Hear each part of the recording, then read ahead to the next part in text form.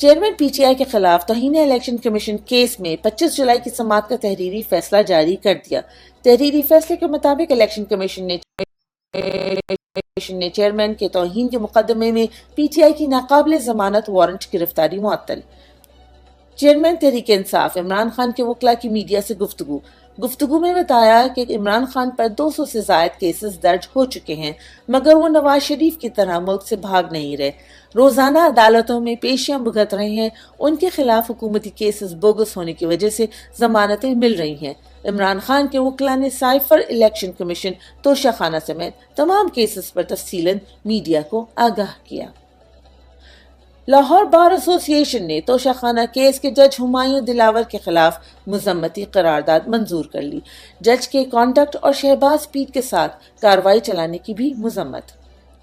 خواجہ آصف نے انٹرویو میں عمران خان کی سازش کے بیانیے کا مکمل اعتراف کر لیا۔ انٹرویو میں بتایا ان کو 2019 اور 2021 میں 2 بار جنرل باجوہ کی طرف سے حکومت بنانے کی پیشکش کی گئی۔ سپریم کورٹ میں سویلینز کے فوجی ٹرائل کے حوالے سماعت 1 اگست کو مقرر۔ عدالت 11 بجے کیس کا آغاز کرے گی۔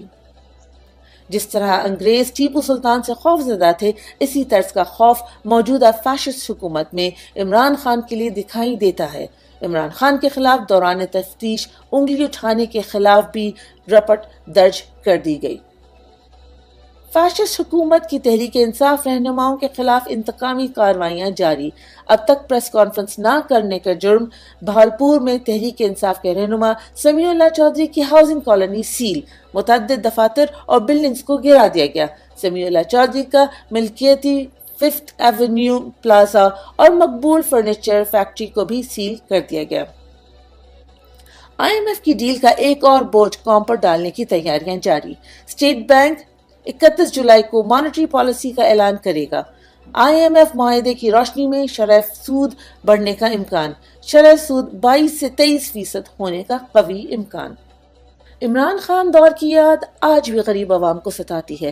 بزرگ شہری کا صحافی کو انٹرویو میں جذباتی بیان، بتایا کیسے اپنی بچی کا 14 لاکھ کا علاج صحت کارڈ پر مفت کروایا۔ آئندہ بھی عمران خان کو ووٹ دینے کا عزم۔